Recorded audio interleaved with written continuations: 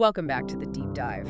Today, we're getting into something pretty profound, actually. It's about faith, deep suffering, and this incredible story from the book of Job. Right, and our source material is quite specific. It's a reflection delivered on October 10th, which is Taiwan's National Day. Yeah, that context is key. It starts by acknowledging modern Taiwan, the democracy, the prosperity, all the good stuff. The plus points, as the source calls them. Yeah. But it immediately pivots to the challenges too, the minus points, political tensions, external threats, the anxieties of today.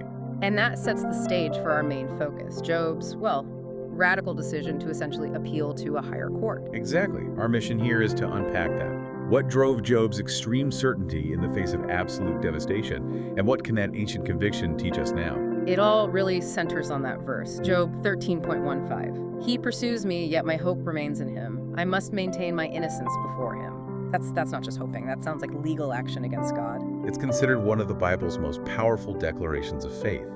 And maybe not because it's meek, but because it's so incredibly certain. We have to remember, Job had lost everything. Everything. His children, his wealth, gone. Instantly.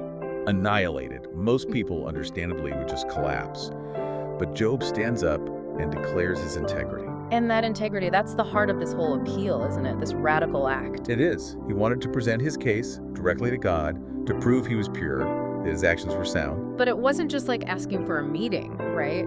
The stakes were, ultimately. Oh, absolutely. The risk was immediate death. It was Job's operating assumption. You approach God directly like this, you might just get obliterated. So why do it? Well, here's the, frankly, audacious logic. If he goes before God, and God doesn't strike him down, Then that's the proof. that's the proof. It shows he isn't the hypocrite his friends were accusing him of being. The confrontation itself becomes the evidence, the trial. Wow. Using the potential for his own death as his legal defense, that's immense. But doesn't that verge on arrogance? Demanding a hearing from the Almighty? It definitely pushes us to think about what radical faith really means. Yeah. His friends gave him the standard advice. Right, like just confess something, make a deal, say you're sorry so God forgives you. Exactly. Compromise. Plead guilty to a lesser charge? Maybe. But Job rejected all of it. He wasn't just complaining about the pain, though obviously the pain was unimaginable. He was driven by this unshakable belief in his own actions, his own integrity. He simply couldn't confess to something he didn't do, not even save his own skin. That level of conviction is staggering. Okay, so if he's that certain of his innocence, why push for the confrontation? Why not just wait it out, trust that truth prevails? What did he actually hope to get from this divine courtroom drama? It seems like it wasn't just about being proven right, about vindication. It was about clarity. Clarity? Yes. He wanted the specifics. He needed God to tell him straight up what was the precise reason for this level of suffering. What specific sin required this? It's like demanding the prosecution lay out its entire case file. And the source material we looked at really dives into how Job saw himself during this. It's incredibly raw. He felt small, insignificant. Utterly worthless, actually. He couldn't understand why God was focusing on him so intensely. He compares himself to like a dry leaf blown away by the wind, powerless. He even says he feels like rotten wood or something infested with worms, just broken down. Right. The suffering had warped his self-perception so much, he almost felt he must deserve it. But he desperately needed God to confirm why. What did I actually do? And then there's that chilling part about feeling like God's enemy. Yeah, that's powerful. He felt constantly watched, monitored, like God was treating him as a suspect, needing constant surveillance. This divine attention felt purely hostile to him. Which just fuels his need for this confrontation, this judgment. Absolutely. That sense of being unjustly targeted is what leads him later in the book to challenge God directly. You issue a verdict, he basically says, if I'm guilty, fine, strike me down. But I stand by my integrity. He's forcing God's hand in a way.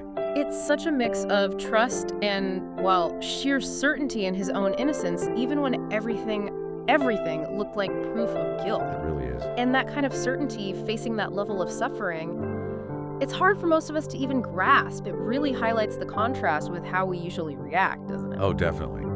We face even minor setbacks, and often the first reaction is, weakness.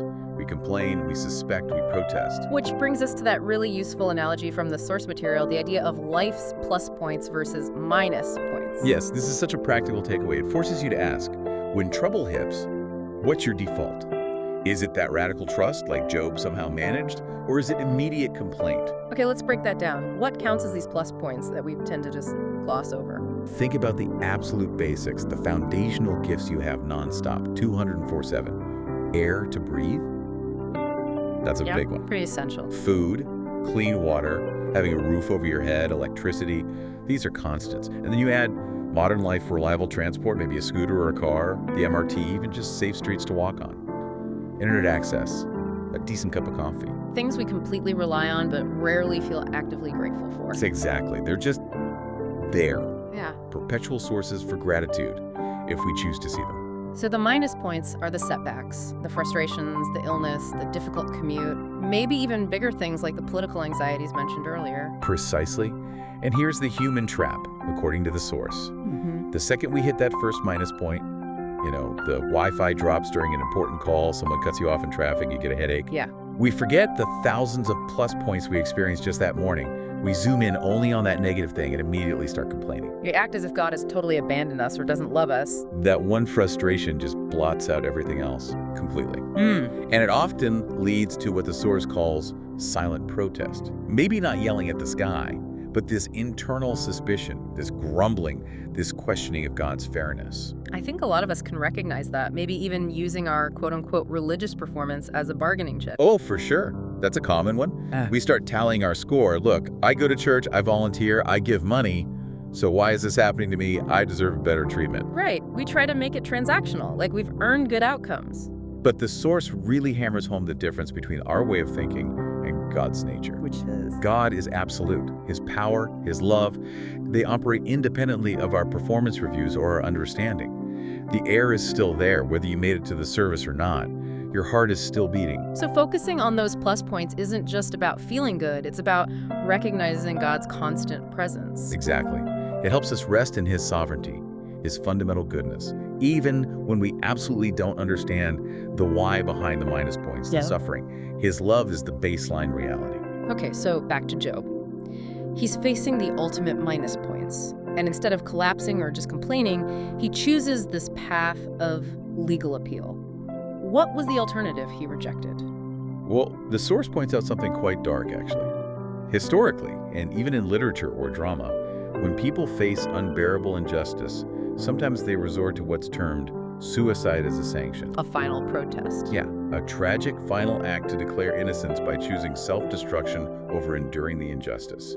A statement against the system or fate or whatever feels oppressive. And Job, who had every reason to feel utterly crushed and unjustly accused, could have gone that route. Despair. He could have, but he didn't. He chose the incredibly risky, difficult, uncertain path of legal appeal, demanding a hearing, not giving up. That's a kind of radical endurance. Yeah, it really is. And that choice, that endurance, leads to the final encouragement in the source material. It's this assurance that God isn't actually absent when we're suffering. He sees the tears, hears the sighs. Yes, even in the darkness, even when we feel completely alone. The source suggests that God sometimes chooses to use His full power, not to instantly fix everything, but simply to accompany us in the suffering. That definitely challenges how we often expect God to show up, right? We want the thunderclap, the immediate solution, the clear explanation now. Exactly. We demand intervention on our terms, on our timeline. But this perspective suggests we need to trust that God is loving, that He is with us, even if He hasn't appeared in the way we demanded or expected. So the final advice isn't about demanding answers, but about practice. It boils down to practice. Practice gratitude. Consciously focus on the plus points, the constant blessings. The source puts it bluntly. Try not to be a foolish, complaining child, because it's through that thankfulness, that shift in focus, that we actually open ourselves up to seeing and experiencing God's love more fully. That was quite a journey. We went from modern anxieties in Taiwan through Job's catastrophic losses, his incredibly bold legal strategy. Right, the sheer risk of appealing directly to God. And landed on this very practical idea of weighing the pluses and minuses in our own lives. It really contrasts Job's radical trust with our everyday tendency to focus on the small negatives. It definitely gives you a framework, doesn't it? For looking at your own reactions when things get tough. Are my demands based on my own performance, like I did X, so I deserve Y? Or is my appeal, my cry for help, rooted in a deeper, maybe more terrifying trust. The kind of trust that believes in your own integrity, perhaps, but ultimately in God's justice, even if facing him feels like the most dangerous thing imaginable. Exactly. So, here's the final thought to chew on. Job insisted on his integrity, demanded answers for his specific suffering, yet the source reminds us God is absolute. If we take God's constant love, his mercy, his provision, all those plus points as the fundamental reality, what does it truly mean to rest in that certainty when we inevitably face the minus points of life? The pain, the frustration, the confusion. Something powerful to consider as you go about your week.